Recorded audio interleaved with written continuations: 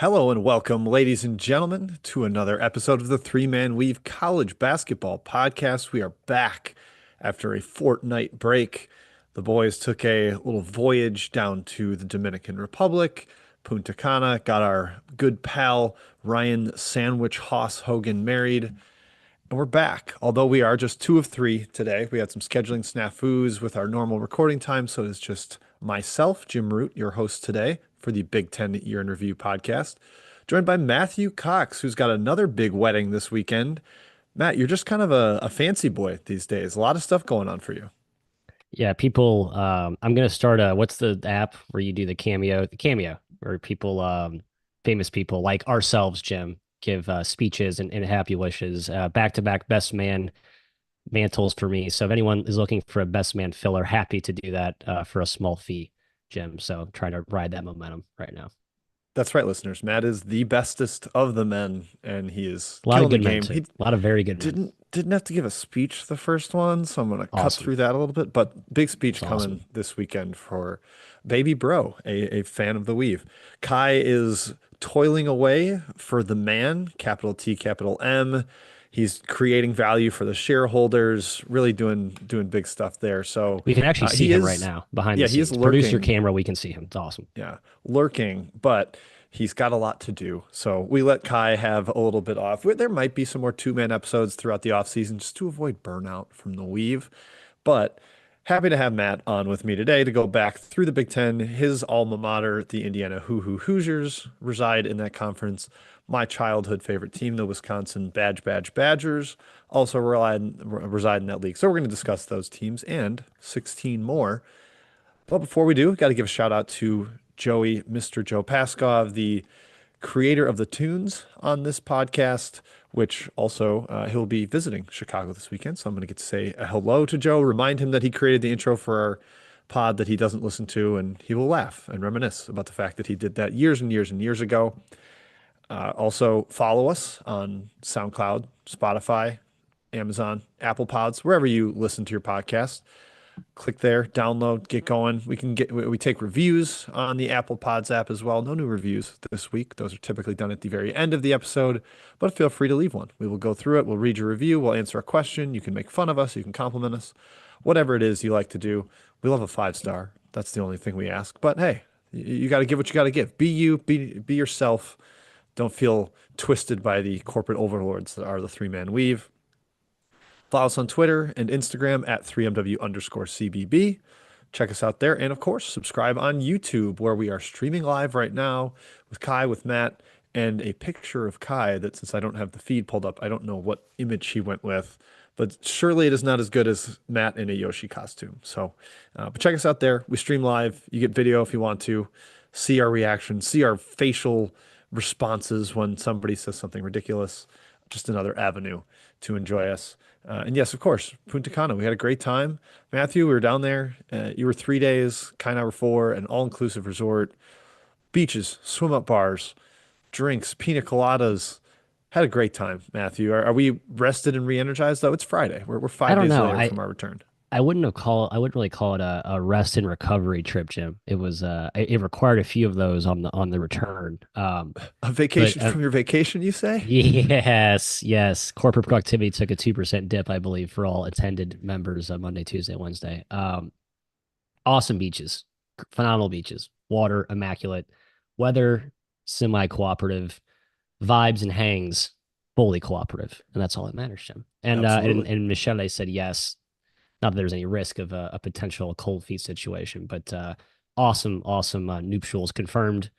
Nice job, Ryan. Nice job, Yeah. kid. Went 2 for 2 on I do's up on the Yeah, dais. it's So huge. that is a big win. Hopefully, Matt, you go 2 for 2 again this weekend. I think so. Trending Other well. great vibes can be found in Trilly Donovan's Discord, the burner. Join us there. $6 a month for now. There's going to be a price increase coming soon for added content. More information is within the Discord if you want to hop in there. We can discuss it probably more next episode. But Right now, you can get in there for our portal fit analysis on guys who have committed to schools. We have gotten a little lax on that. We can catch up on a couple of the bigger dogs in recent days. Your Boogie Flans, your Darion Williams. So hop in there to check those out. You've got Trilly's Intel. You've got plenty more coming in the future days. We'll start up our top 50 countdown of previews in July. Follow that with conferences. So a lot to come, a lot of great content within the burner, within the Discord. So hop in there, join that. Link should be in the description of this video. Check it out. That's it for the intro, Matthew. Let's get into Roots Roundup, our news and notes section. But a quick plug, another one actually, Matthew, for CBB Analytics, of which I will cite multiple times later in the episode. So let's just give the people a breakdown of what it is. Yep. If you don't know what it is, well, figure it out. Well, or just sign up today, which you should using our promo code WEAVE, WEAVE, get you $40 off your subscription. I have it pulled up right now, Jim. It's been just sitting, being refreshed constantly on my browser all off season as we've been doing our portal player analysis write-ups within the Discord. Just one example here. We'll talk about Big Ten today. I have the Big Ten snapshot play-by-play shot charts by team. Breaks down every team's at the rim, in the paint twos, mid-range twos, three-pointers, corner threes above the break threes, threes assisted. Just for I'm kind of looking at some of the heat maps here. The Big Ten, one of the best conferences in terms of at the rim 2-point percentage. So a lot of great finishing teams in this conference. There were 10 teams in the upper 85th percentile, and every team was above 67. The worst inside finishing team, Jim, Northwestern. So just a little kind of a brief appetizer in terms of the insight you can get using this site for especially for coaches and heavy super duty users. No, it's a no-brainer. So sign up today. That's cbbanalytics.com, promo code WEAVE, WEAVE for $40 off your subscription today. Yeah, to your point, Matthew, I saw that I believe Illinois was in the 100th percentile The of rim best, finishing. So 71%. Yes. yeah, Indiana, real 99. good. Yeah, right behind them. So, But they didn't get there very often, and we'll discuss nope. that later. That was a flaw in the approach. How about UCLA, But Jim? The least percentage attempted at. Sorry, let's not even. We can make this a whole CB Analytics sponsored Big Ten yeah, we could episode, just do a but full yeah, episode let's of save it. an off-season episode is just fun CVB nuggets, CVB analytics nuggets we found. But regardless, join, hop in there, promo code WEAVE.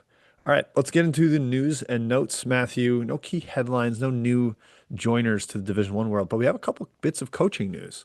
Starting with North Florida, where Matthew Driscoll, the longtime tenured coach down in Jacksonville, left to become the associate head coach at Kansas State, joining his old buddy Jerome Tang, two guys that have been on staff at Baylor. They know each other very well. Matt, this does join the trend of some mid-major coaches opting to go be head coach, or excuse me, associate coaches at other schools. We saw this with Alan Huss this offseason. Jeff Linder did it last offseason. Is this something that's alarming to you, or does it really matter? I mean, alarming. I think it's just inevitable. We'll see what the money. I haven't seen the official contract details, but that's what this is largely, right? Like just the money that these power conference schools have coming in. They're hiring 2 and 3 more assistants than mid majors have, and they can pay their top, associate head coaches, kind of the lieutenant head coach, more than you can make at most mid major, low major programs. So I'm sure the money's actually comparable.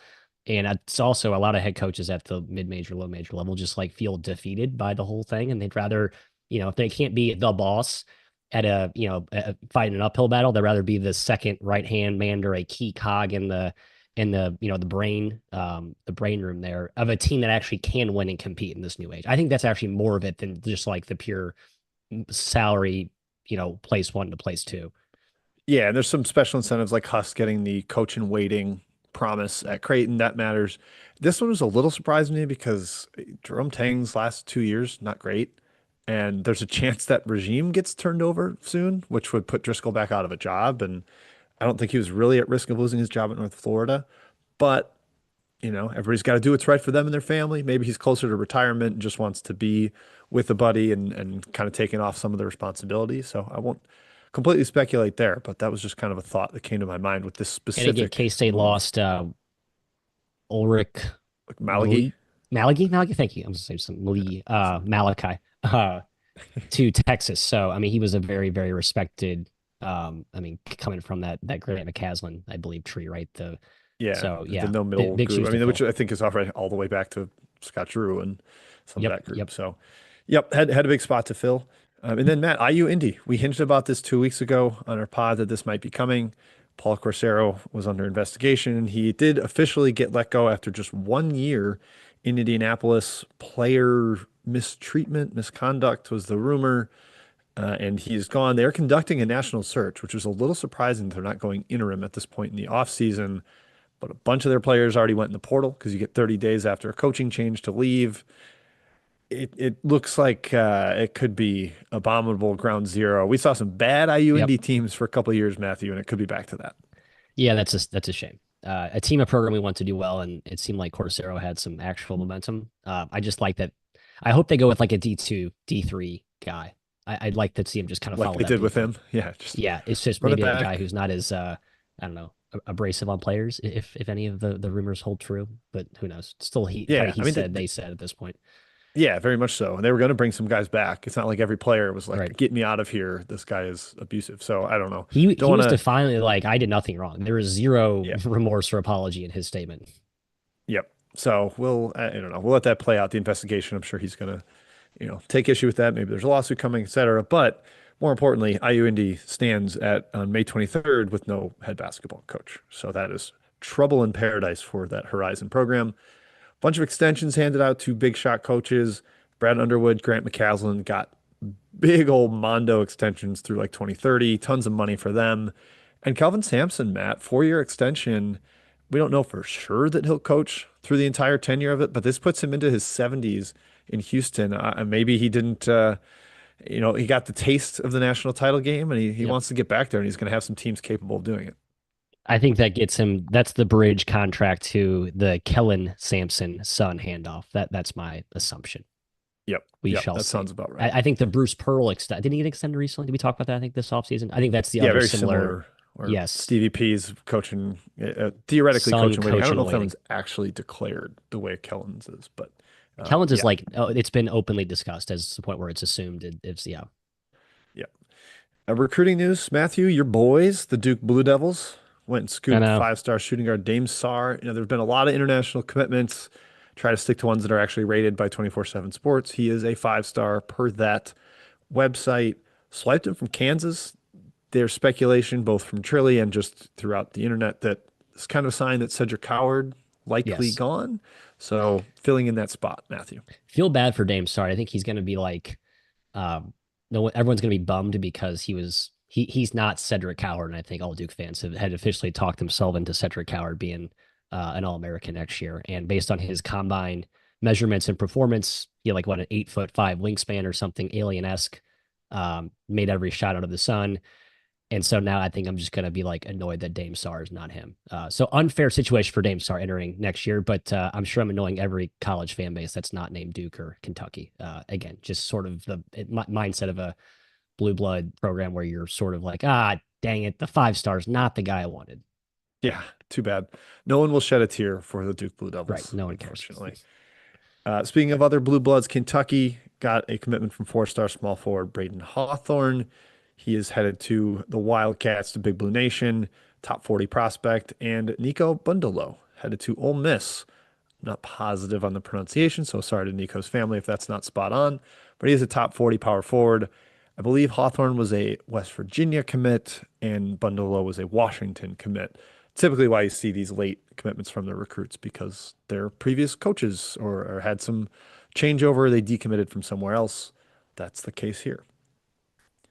Transfer news. Once again, just to reiterate for anyone newly listening, we will have a big winners and losers episode after we finish these look backs, these recaps. We'll do probably an NBA draft decision pod maybe next week. So we'll discuss those, the ins, the outs, who won, who lost that. We'll also have, like I said, the portal winners and losers. That is coming in the future.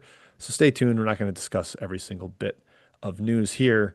And yeah, big NBA draft decisions. Milo Suzanne, Alex Condon, Tahad Pettiford, Cedric Howard. Lots of big ones coming over the course of the next week. I think by the next time we pod, we will have certainty in that department. So keep an eye out for that. It also reminds me, quick note, one more burner Discord plug. Should have Sam Vecini coming along for a Let's go. AMA to join Talk NBA Draft, one of the preeminent minds in the world of the NBA Draft. Inside intel with scouts, with GMs. You're going to get all that. You're going to get his takes on players, So another reason to join. Just get in there and enjoy that kind of content.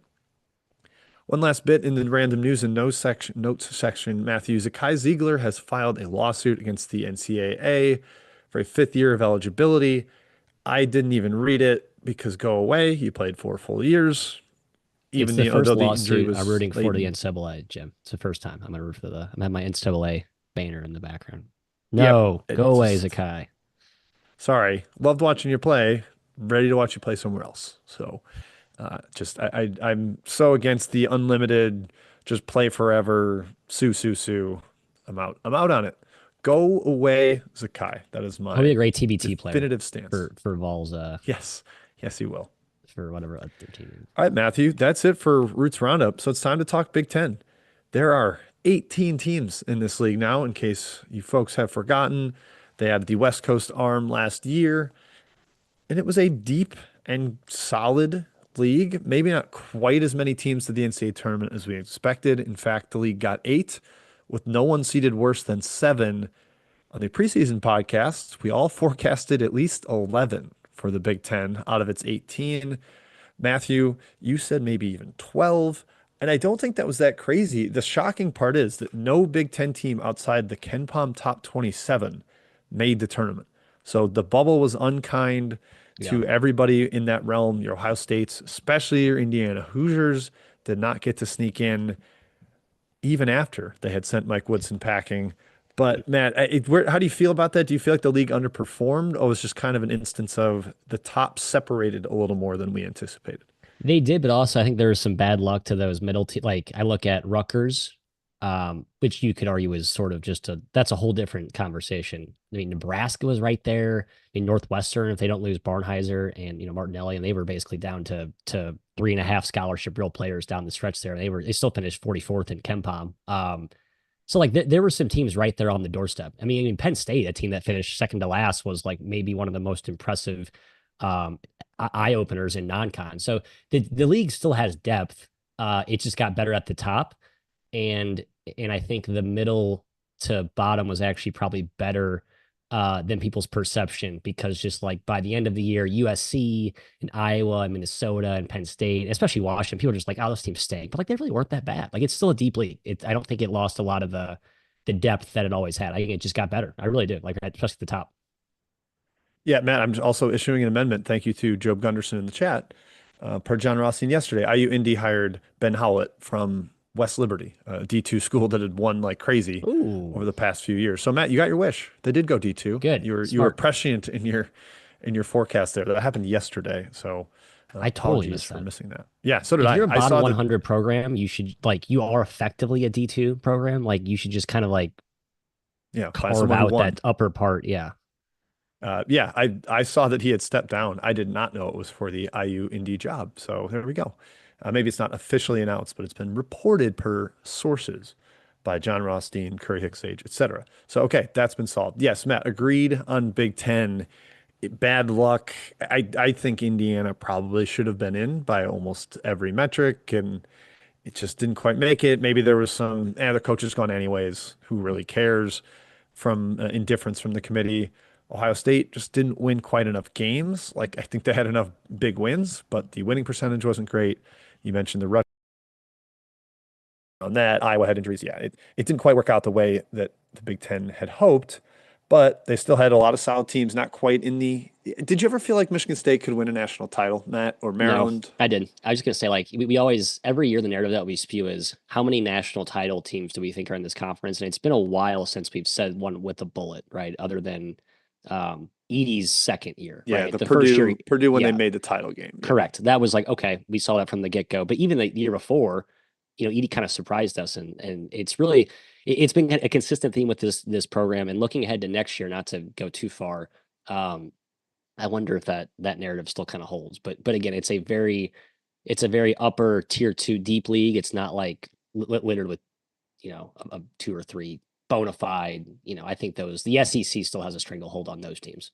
Yeah, next year could be interesting. You just glance at Bart Torvik's rankings, and 2, 4, 6, 8 are all from the Big Ten. So there could be analytically some really big time contenders. Purdue bringing back its big three. that's going to get in the mix for national title for Yep. sure. But let's move on. Let's talk team by team. Although Matt, quick, I got to mention your big board bet win. You're going to get a lot of Maryland victory laps on this episode. So let's Good start ball with club. lap one here. Heading into the Indy 500 weekend, lap one for Matt topped me in a board bet on Illinois versus Maryland Ken Palm ranking. And I know Illinois was way better than you thought, but Maryland Yeah. was even better than I thought, finishing 10th in Ken Palm. I'm flabbergasted by how good they were despite having no bench. And despite so they finished 10th. I mean, I feel like Illinois was better than Maryland for a lot of the year. That's what's crazy. I mean, Illinois, it's the second straight year. We'll talk about that when we get there. But just what a weird, it's always a roller coaster with Underwood teams. There's just a lot of in season inflection points and volatility. And last season was a little bit more of, unfortunate with some of those injuries, but still, it's just I found myself being more bullish on Illinois than I feel like most people after they got beat by 50 by Duke or whatever that sort of low point of the Yeah, year I mean, was. they had a lesser extent of the Rutgers stuff, illness and injury Yes. kind of plaguing them for most of the year and not really able to be their full selves.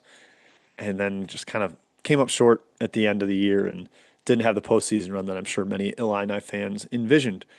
All right, Matt, let's get to our team by team section here, going in final standings order, which means we're starting with those Michigan State Spartans that we said maybe never quite felt like a true national title contender, but man, they swept the Big Ten regular season and conference tournament. This team was fantastic. They almost got to, I believe, the Elite Eight, or they made the Elite Eight and had a chance at Final Four. Defense was the story. Top five in defense. I don't think we really envisioned it being that good. And the question is, Matt, would you say that the incredible 3-point percentage defense was all a symptom of the defense, or was there some luck in there? I mean, in Big Ten play, their opponent shot 26.5%. Yeah, I know. That is insanely low. I can't help but say there's a little bit of No, there good was. fortune in there. I thought Yeah, I think sometimes you look at that and people sometimes are too quick to dismiss it all as luck. I think that was certainly influenced by how good their defense was, and they were so deep. And they had good length that they were always fresh, and they could contest and close out to shooters consistently from start to finish. But like that's a low number, like 30% sure, 26%. Like okay, this team was good defensively. I think they were a true balanced team, fourth offensive in the Big Ten, first defensively. I think you adjust there. That's what it was. It was a deep, balanced Izzo team, no star Akins, Holloway, Fears, kind of a my turn, your turn situation. They got really good performances from Jace Richardson down the stretch. I think he was kind of the big X factor surprise, right? one and Um, done.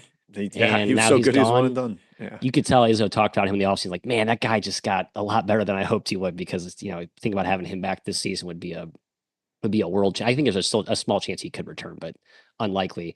But it was cool to see Izzo. Frankly, I know people are kind of getting tired of Izzo.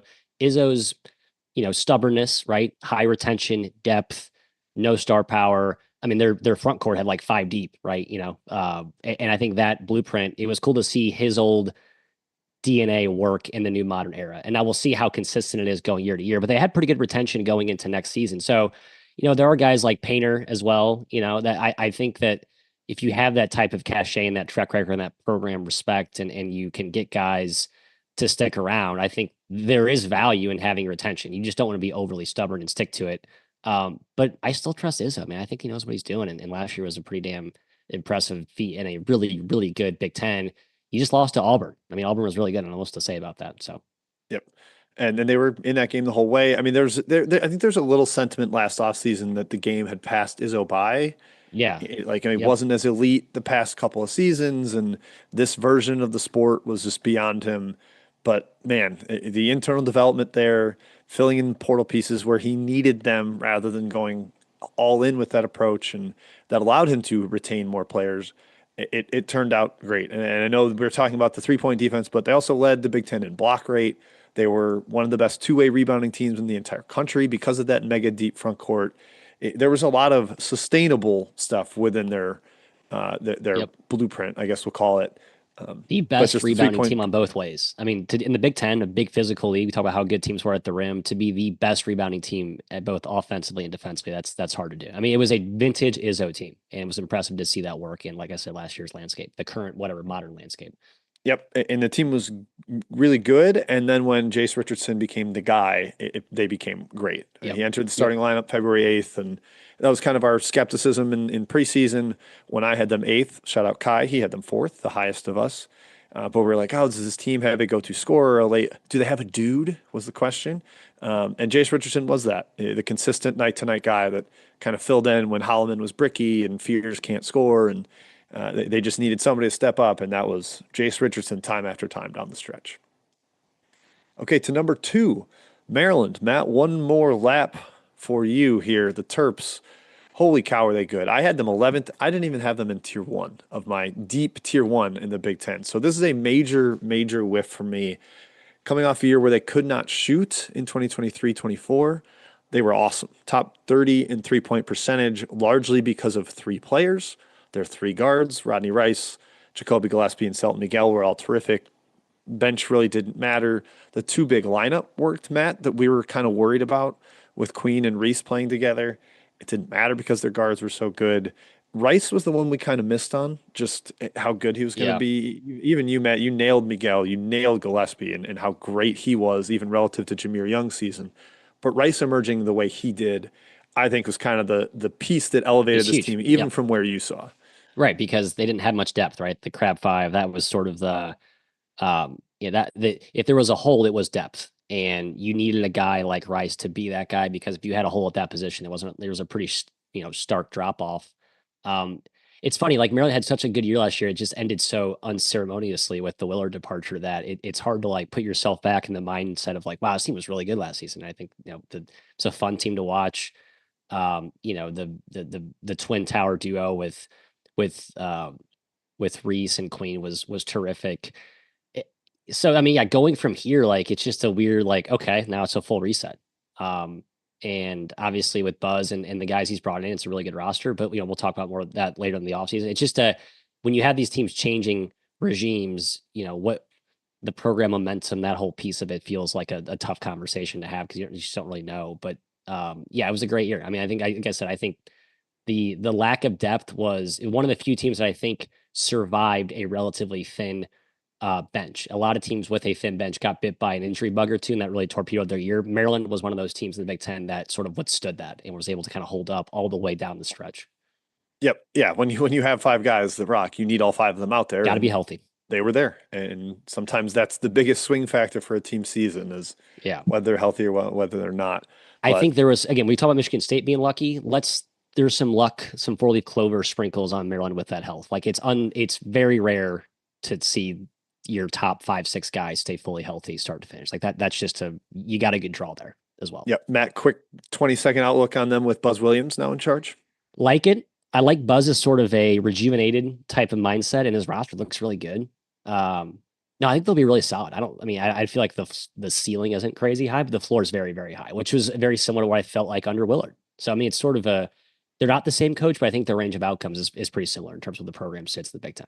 Yep, and his style with winning the extras is so high floor that it's hard to envision them ever really being bad, and he's embracing shooting a little more this offseason. So I think the trend is solid in College Park. They're not Yeah, going the anywhere. SEC to Big Ten, like stylistically, like I think Buzz, the SEC is like an NBA league now, right? So I think there's actually some of Buzz's formula that you could argue is more effective in the Big Ten. But even the Big Ten teams are starting to change too. Everyone's starting to change a little bit, but the Big Ten's still a Modernize a little bit bit. more of a antiquated type of league with how Yep. they have built their Yep. teams. Number three, the Michigan Wolverines, one that I would say collectively as a group, we did a very good job of assessing. I had them fourth. They finished third in the league. We was collectively very high. We talked about their immense defensive potential. They finished 12th nationally. It helps to have two 7-footers on the court that can protect the rim, even if you pull one away. Danny Wolf or Vlad Golden was lurking back at the rim. Matt, you had a funny quote where you said this team should be a surefire top five team in this league for anyone assessing them. And it was 2 seconds after you said you had them sixth, which I loved. That was a very Matt comment Mm. on where the Wolverines were. Big Ten is always you can put yourself you can contradict yourself very easily, which how interchangeably easily these teams are. Yep. Quite a credit to Kai for this quote. I think the Golden Wolf front line works. You can absolutely play them together. Wolf is not that immobile, especially offensively. Yale moved him all over the court. Yeah, great take Boom. by Kyle.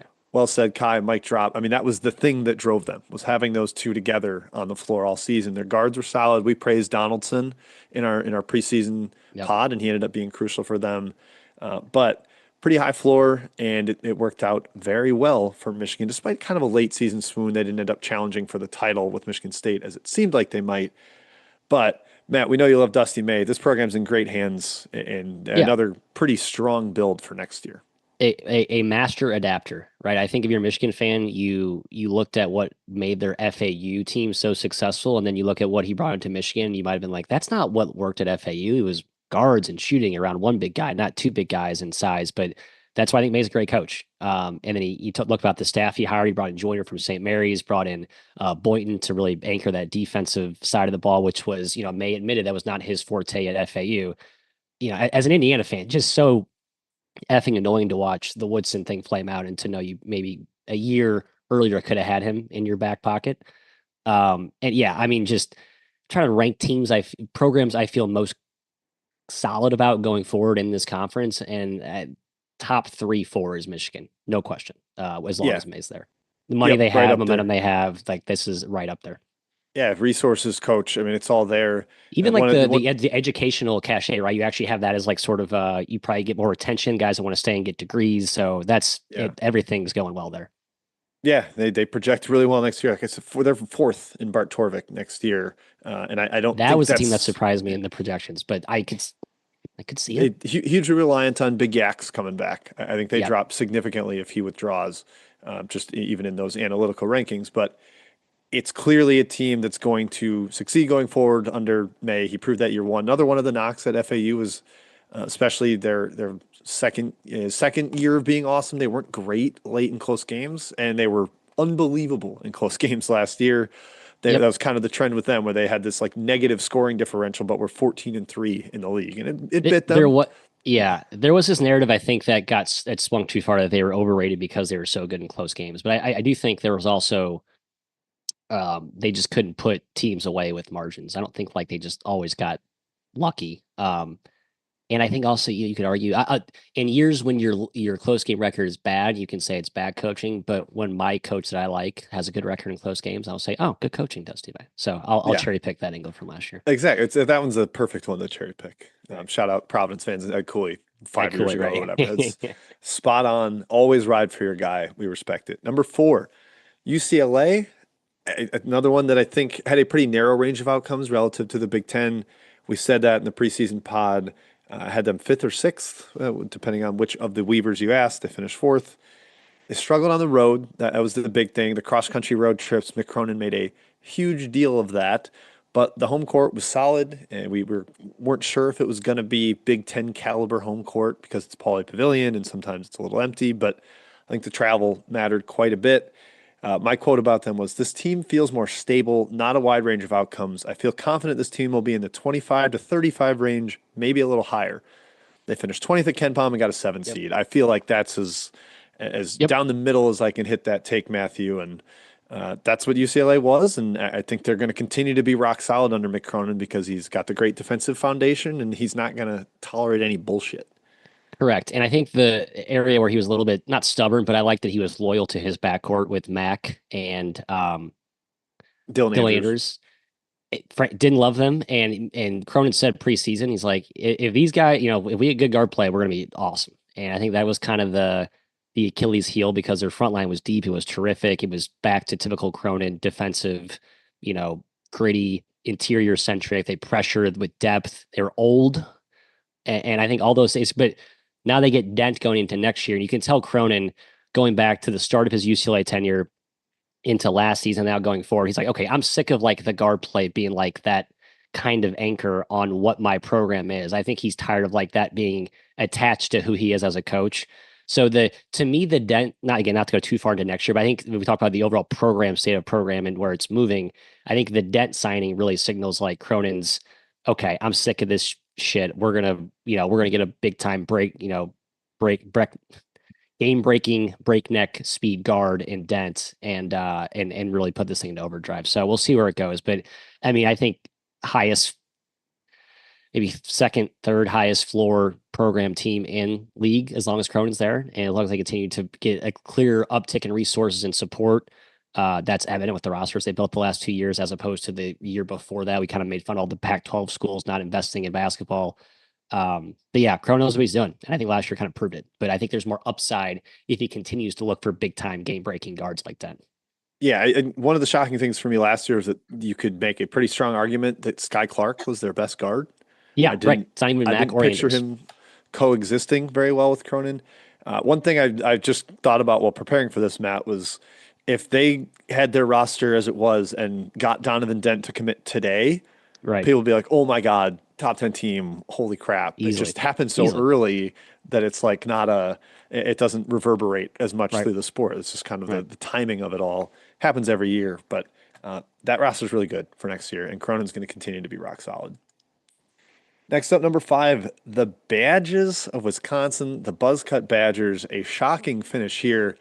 Had them 15th preseason. We all had them in the double digits. There was real worry about does this team have any real game breaking scoring to go with the steady pieces of Stephen Crowell and some of the defenders that they had.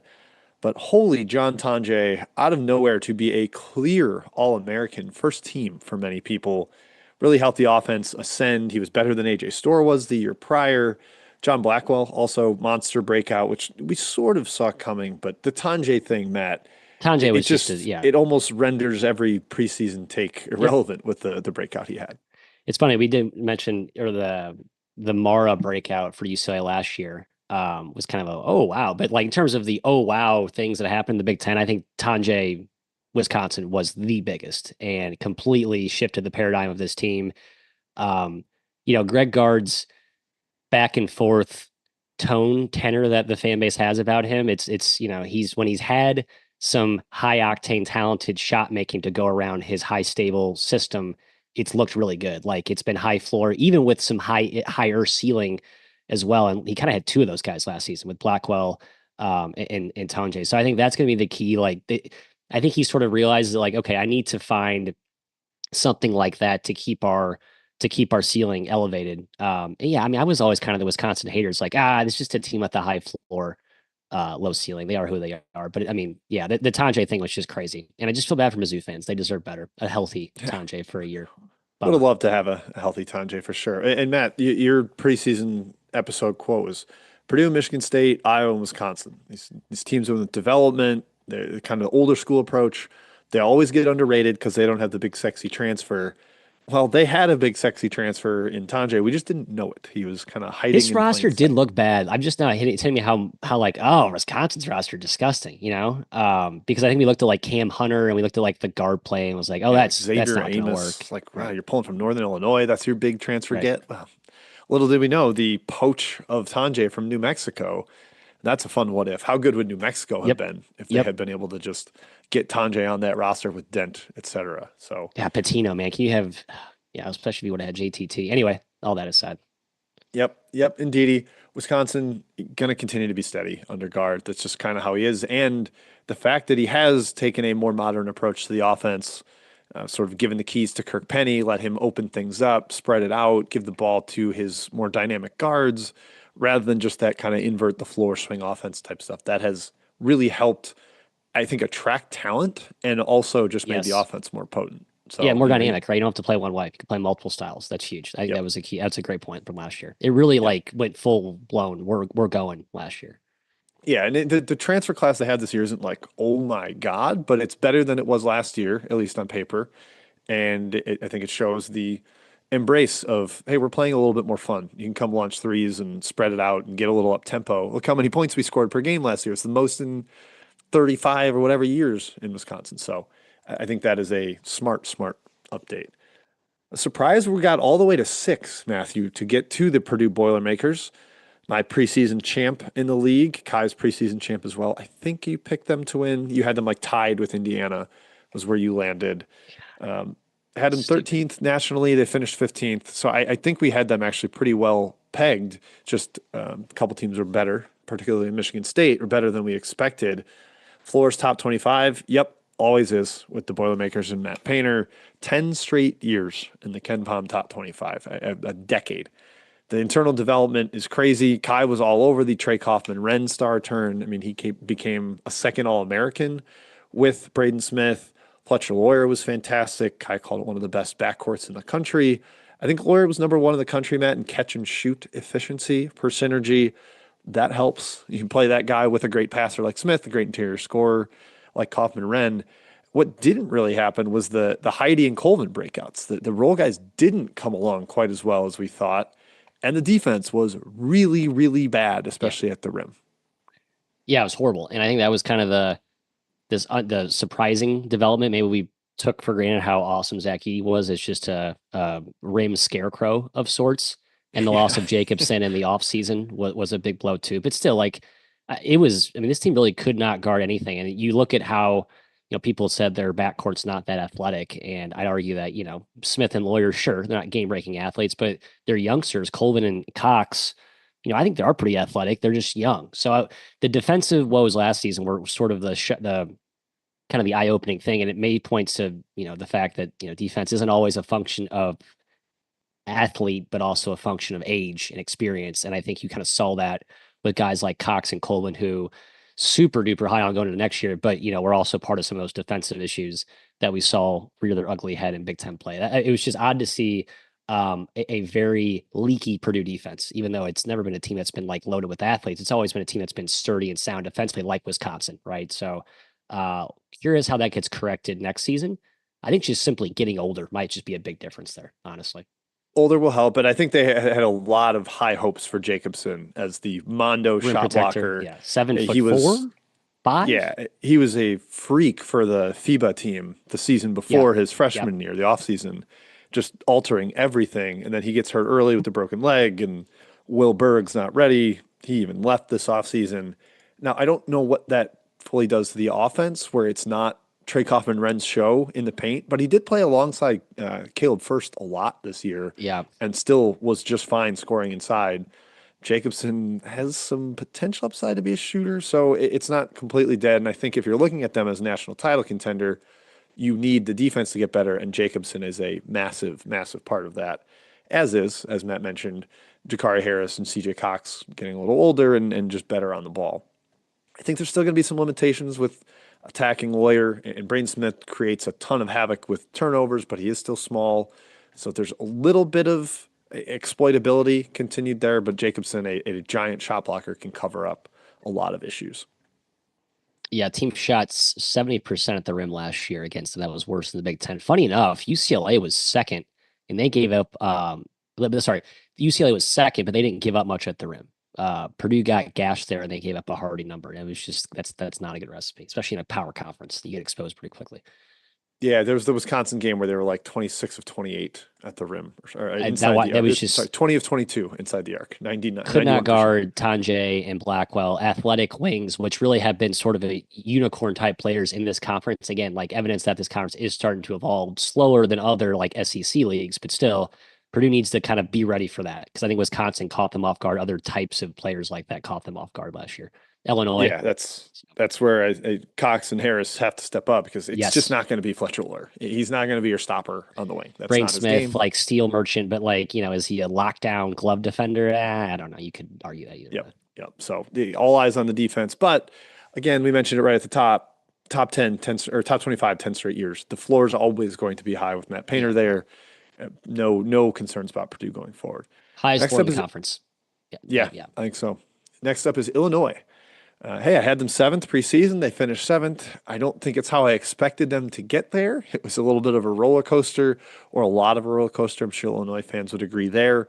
Ups and downs. It kind of comes with the reliance, Matt, on youth and international infusion, and their team Serbia next year with their The Balkan major boys. influx. Yes, indeedy.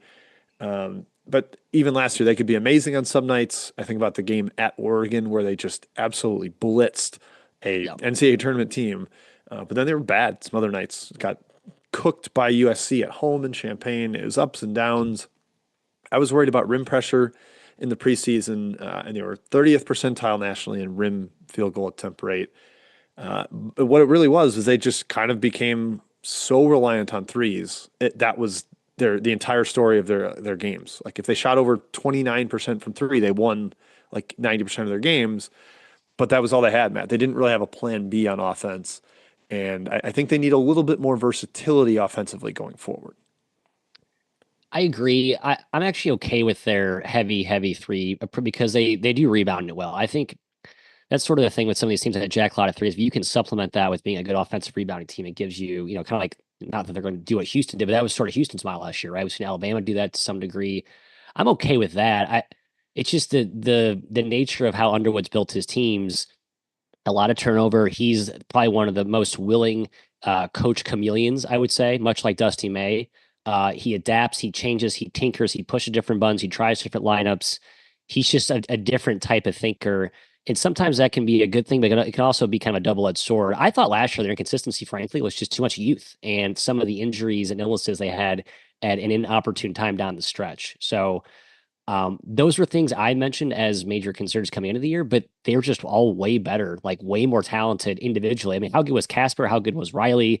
All those Riley's the young dudes one. were awesome. I mean, Yep. just they just like check. Like to be the team that we thought they could be, it was like every box had to be checked, and it was. But there was always a brittle floor because of that youth, and because I didn't think the bench was going to be as deep. Turns out it was, but it looked a little bit more frail late in the year. But I still love Underwood.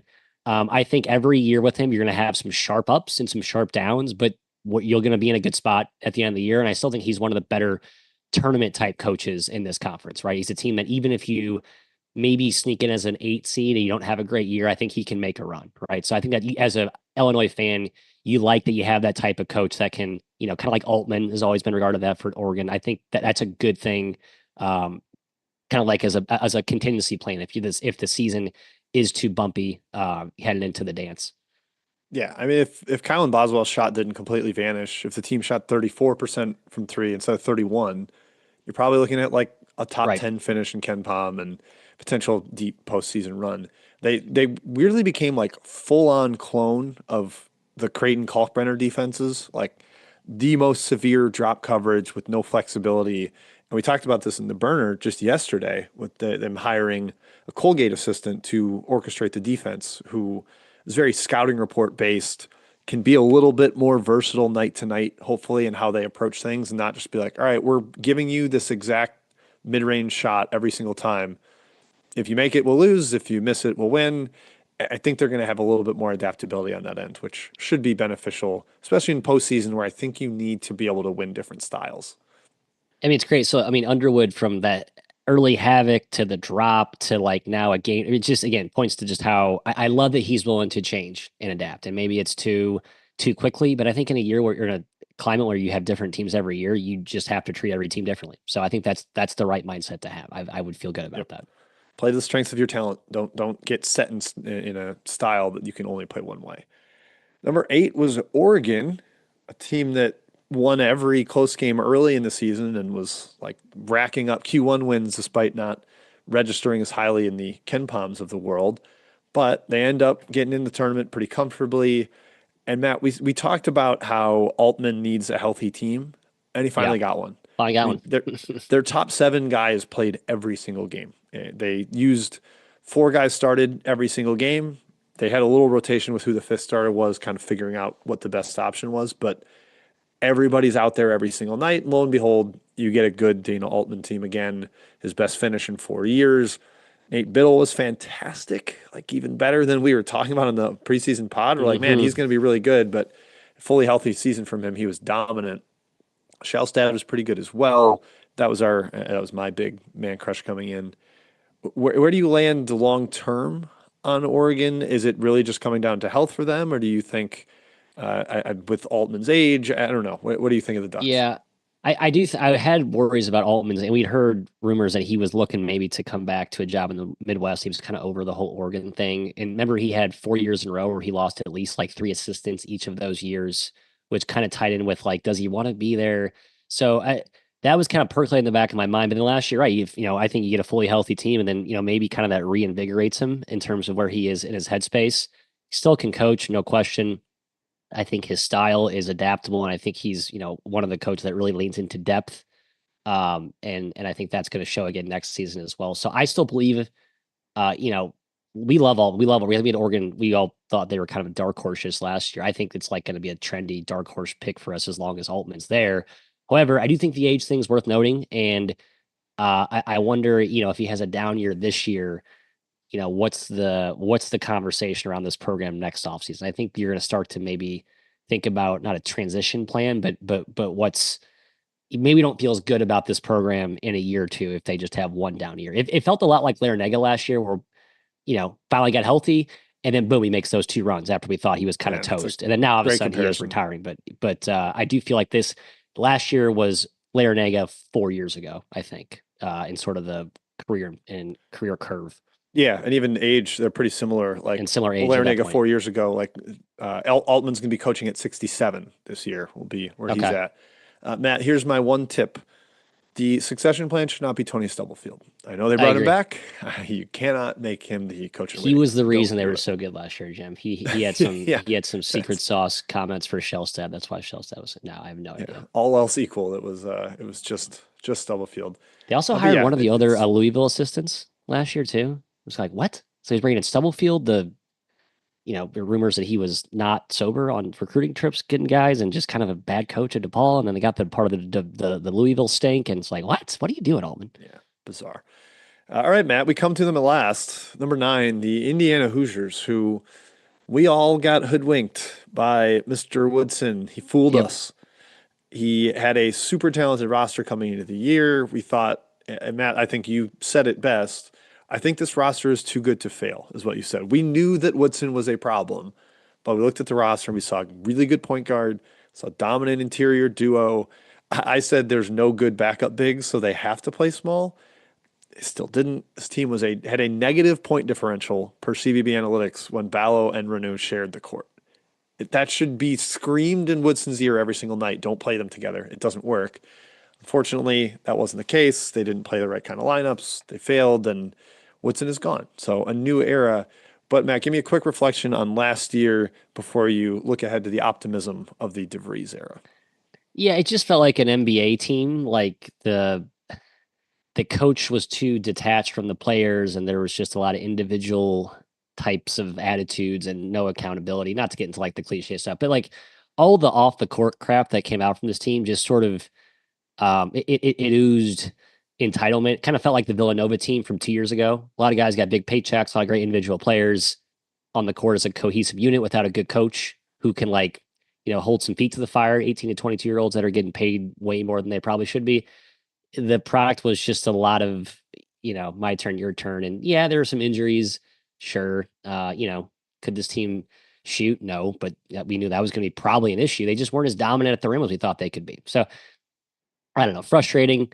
But that's all in the past. So we don't have to talk about Mike Woodson and his liability on a talented, highly paid roster Yeah. anymore. Brighter days ahead. Brighter days ahead. Even though the roster doesn't look as dazzling this coming year, I think they will be better. And long-term outlook just better with DeVries Yeah. being a coach who optimizes what he has and plays to his strengths and understands the college game a little more than I'm Mr. Woodson. confident every player who transferred out will have a good to very good year next year at their new place. Like this is, I think, a perfect example of like both parties, players leaving and new coming, like better for everyone. Like Mbako to Yeah, A&M, I'm sure Baco, he'll have a great year. Miles Rice Rice to, is the point guard at Maryland, I'm sure he'll be terrific. Like no question. So yes, that everyone leaving, good for them. Everyone coming in, except welcome. It's a new thing. except Cannon Carlisle will continue to suck at basketball. Where's I he playing now? FAU. I beat that drum in the Oh, preseason that he was bad. come on, Throws up an Jankus. 80 O rating, was completely unplayable. People got to stop falling for him. No, I'm gonna keep saying he that's a stinks. that's a bad reclamation project investment. Yep. I disavow that. Yep. All right, number 10, Ohio State. I had them ninth. They were the start of my tier two. They were a team that was probably good enough to make the tournament, but didn't win enough games, which theoretically falls on the coach, which was a question we had. It was John Diebler the right hire. We kind of resoundingly said no. No, Matt, you're a little. You kind of had a still no. diatribe of like, if you're Ohio State and you look at Michigan hiring Dusty May and you hire internally with John Diebler, you have to be pissed about losing Yep. that. And you look at the way last season played out, and I would tend to agree. Kai nailed that Quez Glover was bad. We were worried about their interior physicality with Stewart Bradshaw and not much else. That was a big concern for them. Those two were kind of the swing pieces, and statistically they look okay on paper, but I think Ohio State fans would generally be like, those guys were not good. We didn't get the Yep. best out of them. And Michie Johnson stepping away from the team certainly didn't help, but you got a great season from Mobley, great season from Thornton, and you still don't see the tournament. So where does that leave us, Matt? Year two and a half of Diebler coming up, and it just kind of feels like it's stuck in the mud. They seem to have more money Yes. than we thought this offseason, by the way. Like they were Right. in it for Darian Williams. They've been in it for a lot of big names. So there's really no more excuses. Yeah, I mean Ohio State's. I mean, I know it's more of a football school, but like I'm sure A&M's more of a football school, but they got money. You have that much money. It doesn't matter what your like priority of football versus basketball. It's like, oh, you still have plenty of money left over in the pot. The case was last year, same case this year. The Diebler to me is there's a few coaches where I just feel like that's not going to work out. The sooner they can get off that train and get onto the next train, that's a good thing. And I said this, I've been saying this about Cooley at Georgetown. Sorry, Georgetown. I'm saying this, about we said this about Rodney Terry at Texas. We said this about so we'll see. I mean, they got Thornton, Mobley, Royal back. Great. They stay healthy. Their shot selection is still highly like this was one of the most mid-rangey reliant teams. And by the way, they did not make mid-range jump shots at a high rate for a team that was like, kind of built on that. And the talent's no question there. They kind of revamped the front court. I don't know. I just don't like Diebler, Jim. I don't think there's a clear approach or style or blueprint. But again, when you have that much money and that much depth, like Texas had last year, like the floor is only so low, right?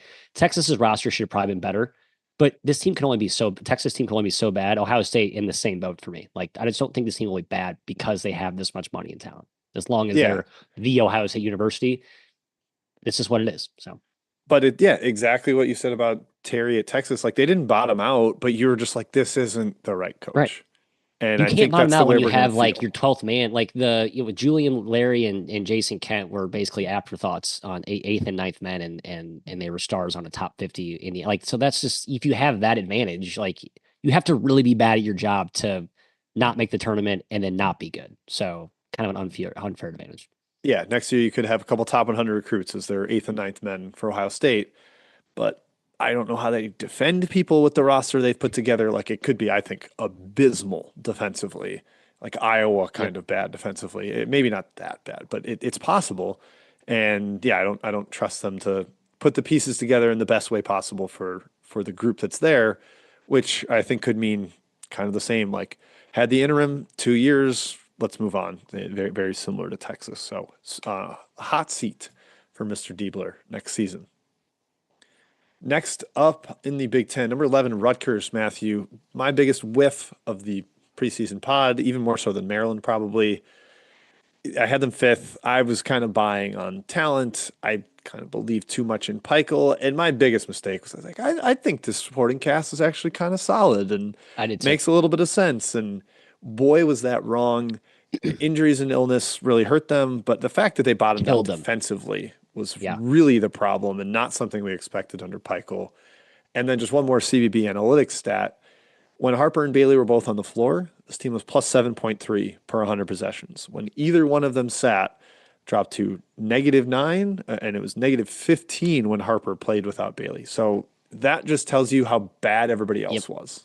And even that stat probably because Harper played 2 or 3 games where he looked like he was playing at 50%. He Is was coming like a off that zombie. injury, right? He Yep. just like was just out there as a decoy, but even though everyone knew he just wasn't himself. Again, we talked about defense is not just how athletic you are, but I think age is why coaches are so obsessed with getting older. And Peichel, for a guy who has been ultimate program build from ground up guy to bring in two rookies, and then I just think the defense never had a chance to be good when you had two young guys. Not that Harper and Bailey were like awful defensively, but there just wasn't any sort of cohesion on that end of the floor. They really tried to get out and run. Like Peichel was, trying to change his entire identity to sort of appease those guys. And I don't blame him for it. I think that's what he had to do. I mean, he got those guys like it was such a flagship year for the program. The fact that they even had those dudes on their team. The illness thing was huge. Like this was, I mean, it's like for a month, every dude had it. It was completely torpedoed, I think, their chemistry and their continuity in season. And for a young team with a small margin for error, yeah, I'm with you. I liked the role players last year, but they weren't good fits next to how you that's what I forgot. I was like, okay, wait, no. Bailey and Harper will be like the 90% usage guys. The role players need to be more like catch and shoot dudes. They can't just be individually good players I like. Just didn't fit at all with those dudes as like stars. And so I missed that in my analysis. I hope Pikel gets back to his roots though going forward. And I hope Rutgers fans don't blame him for last year's underachieving because yeah, he probably deserves some blame, but I think a lot of it was extraneous circumstances that I give him an entire pass for.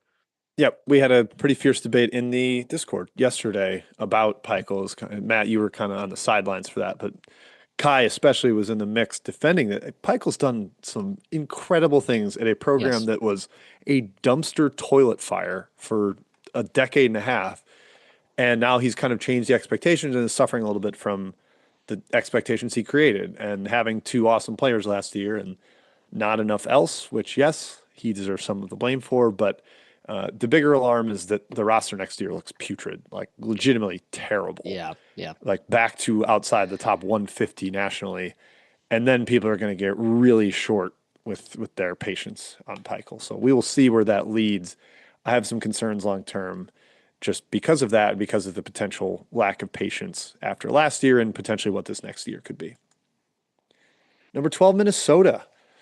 Matthew, I had them 18th preseason. I didn't know who to put last because I didn't think this team was terrible. My quote was, none of these teams are doomed to a bad year the way Boston College is in the ACC. So Minnesota, they proved this. Chance to make the tournament. They racked up a bunch of Q1 wins, but took some bad losses too. Unfortunately, Matt, the super old team that we were in on wasn't as consistent maybe as we had hoped. But alas, Ben Johnson is gone. The Nico Medved era at his alma mater is here. What are we thinking, Matthias? Where's Minnesota at? How'd they do last year? Your thoughts? Ben Johnson's a good coach. It's when Nico Medved eventually succeeds here, it's going to be tough for me to love it and fully embrace it because I just feel so bad for Ben Johnson just because of it was one of those we're not going to support the old coach. We're going to support the new coach. And then we're going to say, haha, look at the new coach. Told you we should have fired the old coach. Well, if you give the new coach better players, So that's why I see this whole movie playing out. I do firmly believe Ben Johnson was a good basketball coach, but when you're recruiting at a disadvantage against the likes of some of the programs in this conference, you just don't have a chance. So I feel bad for him. But yeah, I mean, really, it's all moot. I mean, if you're a Minnesota fan, like you don't want to hear us talk about the past. You have Nico Medved and a brand new, fresh slate, a guy who I think can elevate a proven program elevator and some decent talent coming in, clearly an improvement in resources. And I think the floor for this program is going to be raised inherently just from that alone. So um, I hope I don't even know what Ben Johnson's doing now. I don't know if he found a job somewhere, but I hope he does well for himself. Yeah, I The hope he man does deserves great. it. I think every coach that's fired should enjoy being a fired coach collecting a paycheck for a year or two. Yeah, I don't So feel bad for him. You're right. hang Sorry. out, Thank you. Benny. Hang out. Yeah. But nice Uh, job, Ben. Yeah, the question going forward is still resources. The roster next year is like I sort of get it with each guy, but how many true Big Ten players are on the team? Are they going to elevate to this league? But man, Nico Medved's done it with some shakier roster before. Even last year at Colorado State, and Nick Clifford the star. And beyond that, it was like I don't know how much of a Mountain West caliber team this is, and they finished top 50. They win a game in the NCAA tournament. They win the Mountain West tournament. He is a fantastic coach and has been everywhere he's gone. Furman to Drake. These none of those programs were remotely good at basketball before he got there, and Right. Colorado State had struggled some too, and he has been great. So he's got one more task ahead at his alma mater. Number 13, Matt, Northwestern. I had them 16th preseason. I'd say they were a little better than I thought, but even before Barnheiser and Leach got hurt, which killed them because they had zero depth, like none, especially in the backcourt. And we harped on that in the preseason. They were like 50th in Ken Palm, which is what they were the year before with Bowie, but it looked good because they won a game and people were kind of dazzled by it. But it's still maybe an inherent ceiling with Northwestern due to academics and money and support in Chicago. So I think Chris Collins is doing fine. He's humming along. He hasn't 3 straight years of not like cratering, but I can't get super optimistic about Northwestern's future. Yeah, I feel a lot better about Chris Collins though. I think it was a coach I wasn't totally sold on, but the last few years have really changed my tune. I know Chris Lowry has been a big part of that behind the scenes as one of the more highly regarded assistants in the game. Defensively, they're outstanding. They're gritty. They're tough. It's becoming kind of a Big Ten program like Wisconsin, where it's a high floor not a high ceiling, but definitely a high floor. And the fact that they were as solid as they were, despite, being down to like, a 3-star freshman playing point guard last year in this conference was pretty impressive. So I guess long term, you're right. I'm not inspired by the ceiling, but I'm much more confident that the floor is not bottom out bad under Collins, no matter who walks in the door there. Yeah, he's been doing a nice job of it. Even some of the transfer they've gotten where I've been like, I don't know. Like Leach was Yeah. better than I thought he'd be Yeah. there. Totally agree. So Yep. he's done a nice job of filling in some holes. Next year Even we'll guys like see. Martinelli and Yeah, Barnhizer, well, like just getting how much those Martinelli guys improved? My right. goodness. Yeah, and knowing that those are guys who are A, more likely to stay, but B, like just sort of unorthodox, under recruited guys that maybe a big name program's not going to go all in for, right? Just finding some Yep. unorthodoxy in who you're targeting as a, below the radar program is smart. And I think they've Yeah. done that. Quick 30-second tangent. I know we're in an 18 conference or team conference, but Matt, I did a inventory count in the middle of nowhere, Illinois, when I was an auditor like 8 years ago.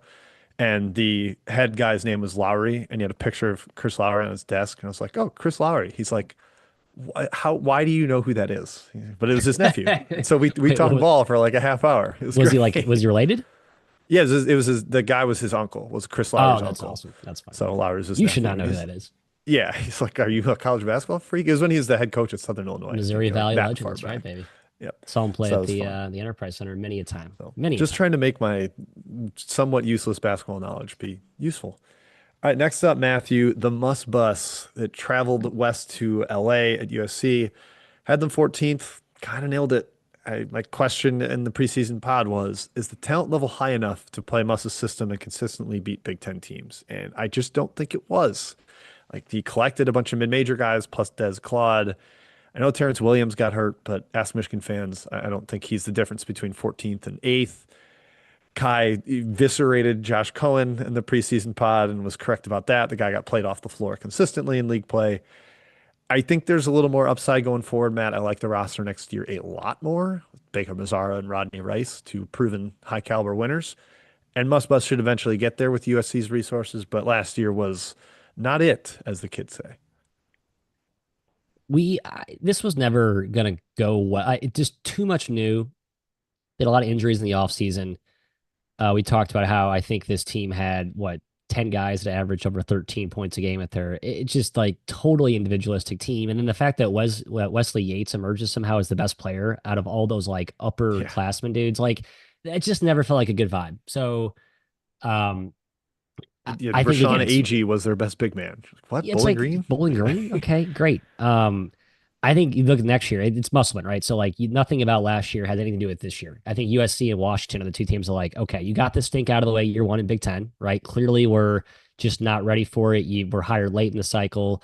Now you actually got an early or on time start in the portal, Musselman and Sprinkle, and then the rosters reflect that, right? So I'm kind of I'll give him a pass for last year. I think he was sort of dejected all year. I'm gonna give him a slight pass. I could be wrong about that. I'm gonna see how this year goes, and You're I will generous. then plant my flag on Musselman at USC, and if I think it's gonna actually work, but I'm gonna give him a slight pass for last season. You're generous. Yeah, that's I am fair. generous. I think he just needed to recruit better, but hey, he was replacing the whole roster. But that's what he does. He kind of replaces it every year. So we'll see. I'm lukewarm on him out there in the Big Ten going forward. Next is Iowa, 15th. I had them 12th in the preseason.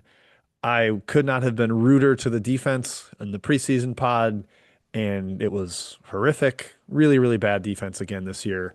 Just the same old for Fran. Unfortunately, didn't even make the tournament where he could lose on opening weekend. And now he's gone, headed to Penn. Matthew, they scoop up Ben McCollum in state. I'm kind of impressed they convinced him to come there with as picky as he is about jobs and maybe not a deep NIL war chest, but he's comfortable. He's where he wants to be apparently, and my God, is he a good coach? So I'd be pumped if I were an Iowa fan. Yeah, I mean the best change of a mindset shift of a fan base this offseason is Iowa, right? Just the McCaffrey thing had played itself out. And McCaffrey seemed dejected, the fan base seemed dejected, and I was kind of bullish on the defense and just like, nope, still Iowa, still Fran McCaffrey, still same issues there. But yeah, I mean McCollum, I just happy that they actually have some juice because I feel like that they've been kind of the forgotten program amongst this kind of huge league that they got caught in the middle, and then the new teams came and they like probably the least discussed team in the entire conference. So some juice back in Iowa City, which I'm happy to see. Yeah, definitely. And I think maybe some Iowa fans will scream about Owen Freeman's injury kind of ruining them. But when he got hurt on January 27th, they were 156th in defense and they finished 167th. So I think it's hard to make the case that he was the problem. It was the fact that they couldn't stop anybody on the perimeter. They had to zone a ton. It just didn't work, and maybe a lot of Fran fatigue. So a new I day, a new felt the page is Fran right for fatigue was everybody. real last season. That was Yes. noticeable. Yeah, Yep, that was for very real. sure. Fans talked about that. That was a thing. So, Yep. and lo and behold, you see where he is now, like probably ecstatic to be at Penn. Yeah. Okay, to Nebraska, who finished 16th. I had them 13th preseason. Kai had them 14th. Kind of about where we expected them. Matt, you talked so glowingly. You Loved him. wanted to be all in if Rink Mast had They're been close. healthy. That was kind of the thing holding you back from pushing all your chips in. But no Mast, no Casey Tominaga to just attract all kinds of defensive attention, hurt them. Bryce Williams was kind of like a superhero offensively. Juwan Gary was great too, and they still didn't make the Big Ten tournament, losing in tiebreakers. Kai said they're going to be competitive in every game, though, and generally speaking, they were. And they won the crown, Matthew, the Crown inaugural titles. crown champions. So, somewhat successful-ish. It was a weird year. They went from like probably in the NCAA tournament to not in the Big Ten tournament over the course of like 2 weeks late in the year. Yeah, they had some. I mean, like when talk about the UCLA big man boom with Mara, and then Burke really was a beast when he was healthy. He just couldn't stay healthy. They just were like one or two guys short. I think a team that just lacked a little bit of depth, but their top dudes were good when healthy, and they would have beat St. Mary's. Um, and then stay a little healthier down the stretch. I mean, it was kind of a weird, streaky season for them. They lost a ton of close games. They lost Rutgers by 3, Maryland by 3, USC That by two 5, OT game against Ohio State, and then they Ohio might State make the late. That tournament if killed they them. win that. Yep. Yeah. Michigan by 3, Minnesota by 2, and then Ohio State game. That, I mean, it's right there, and they just couldn't get there. I'm telling you, I think Hoiberg's totally like found a new identity, and I love it. Right, there's a little more physicality, very pack liney conservative, make you shoot over the top, just more stout, constructed defensively. There's no leaks, there's no runouts or breakouts or softy like offensive skill flaws that you saw sometimes at Iowa State. But they need more depth. I think depth is going to be kind of the key for them to withstand those. I mean, yeah, they had 6 game losing streak and a 5 game losing streak last year, sandwiched between a 6 game winning streak and a 5 game winning streak, and then the crown at the very end. So it was a Yeah. wild, wild year. Ups and downs for him. But to your point, yeah, the new identity has made sustainable success much more possible More for Hoiberg. consistent. He's not trying to play the Hoy ball that was fun at Iowa State and got them some really high seeds, but just did not work in the Big Ten and didn't work with the talent level he was getting. So respect to him for adapting. Speaking of adapting, Matt, is Mike Rhodes going to have to do that at Penn State? Had them 17th in the preseason. We liked Baldwin, and obviously he had been with Rhodes a bunch, and he was the linchpin to the defensive pressure, but not a lot else there. Guy with the hammer blow of, I have a really hard time squinting and seeing anything other than a bottom three team in this league. And lo and behold, here they are, bottom three, not making the Big Ten tournament. And now Baldwin's gone. So I have a lot of questions about the sustainable success. The roster next year's bad. I don't think the style of pressure works in the Big Ten. It's question marks here, Matthew. It is like, what if they had some who was they got they lost Ace, got hurt, and then Niederhauser, who's like an NBA draft freakish sky like rocketer with how he's really tested out. This team was close to being good. I just think mentally they really checked out after they lost 4 games to start Big Ten play. I just don't think this team ever had any juice after that. Like you went from 12-2 to 12-6, and 2-5 in the Big Ten, and then after that, I just think they just didn't have it. They weren't deep enough. They couldn't shoot defensively. They were a little bit too leaky. And you're right. I think this is a Brad Underwood early stages of his power conference career. Mike Rhodes needs to kind of find a little bit of, don't totally abandon what's got you to where you are, but you need to have something else up your sleeve. Because clearly what worked against UMBC in St. Francis, in Purdue Fort Wayne, in Fordham, in Coppin State, in Penn, it not going to work against the Big Ten competition. But we'll Yep. see what the roster comes to. The problem now is you have to reset it, and you lost your kind of like the horse that fed you for so many years with Ace, and now you have to totally. So it's a weird time for Penn State basketball. Not that people care a lot about Penn State basketball, but Yeah. kind of weird I don't time. know. We'll see. DeLeon needs to be the new guy taking over. Yeah, I mean, Matt, when exactly. they were 12-2, I bet them, I think they were like even money to miss the tournament. It was like they were favored to make the NCAA tournament, and then they went and lost 11 of their next 12 games. And it was like, oh, that was easy. But they looked Yeah. solid inside the top 40 because they were blowing out teams that were So they bad. finished And 58th, they and beat see, and Purdue, it's not like which, South yeah, Carolina. Like I think it's just the when you get caught toward the bottom end of the conference at these big super deep leagues, like it can really snowball on you in a hurry, and you can still just be a pretty good team at the end of the day, right? But if you're not good enough, and I think mentally you just don't have the gusto to actually win multiple games in a row, it wears on you. The travel, especially in this league now, the travel has been killer, yep. just tough. All right, let's get to number 18, team that had the saddest season in the Big Ten. That would be Washington. Boy, it got ugly in Seattle this year. Started with Great Osborne being out of shape to begin the season. DJ Davis was awful all year. Like the 4 games he played well, they looked like a really Look good good, team. right? Problem is, it was just so rare and few and far between that he Beat actually played Maryland. well that it didn't work out. Yeah, beat Maryland, but they had the advantage of like that cross country travel for everybody else coming there, but they also had the disadvantage when they had to travel. And Frank Kepnon got hurt. We said he was important on the preseason pod, and they basically have to anticipate him being hurt. Then Chris Conway having to medically retire killed them. Like we thought Yeah. they had depth behind Kepnon, and taking that really hurt. And the bad season for Davis. Zoom Diallo was okay as a freshman, but not quite what you want. Mason, Harris, solid transfers that I liked that didn't quite live up to their billing. And it all led to a dismal season, Matthew. We still believe in Danny Sprinkle, though, yes? Yeah, I do. This, like I said, Muss and Sprinkle get mulligans for me. This team was just not that talent. It's a mid-major talent team, and when you have your best player getting a big fat paycheck, um, and then kind of doing the not be in shape for start of year and then not make layups at all, it kind of like the Coleman Hawkins thing where it just started off really poorly. I think you give a college kid $3 million. I just don't know if that's always a good thing. Pretty Exhibit A is right here at the O Sport. They needed him Yeah. to be And he's awesome. getting triple teamed every night. He's probably Right. like, fuck this. Like, Yeah, who cares? Or just mentally just probably wore on him. And they needed him to be awesome, and he was kind of bad actually, not just like okay, he was bad for most of the year, frankly. And the supporting cast was blah. Sprinkle, I think, threw in the towel. I think he's been looking forward to his portal team acquisition, and it's been really good, frankly, this upcoming year. And this team now looks like a Washington, a Big Ten caliber talent team. We'll see what Sprinkle does this year. So throw last year away. Happy that Ospor got paid. Great, but that was this team was just outmanned and outgunned most of the time, and I could tell like psychologically it was a team that was. But after the when they got beaten overtime, I think at Rutgers. Yeah, right. They lose at home to OT and Rutgers, and then they lose their next or six to close out the regular season. Just they're just checked out. They're done at that point. yep. Definitely some big pieces. I mean, bringing Wesley Yates back to Washington, a little boomerang. Yes. Kamari Peterson, Ignacevic, I think could be good players in the Big Ten.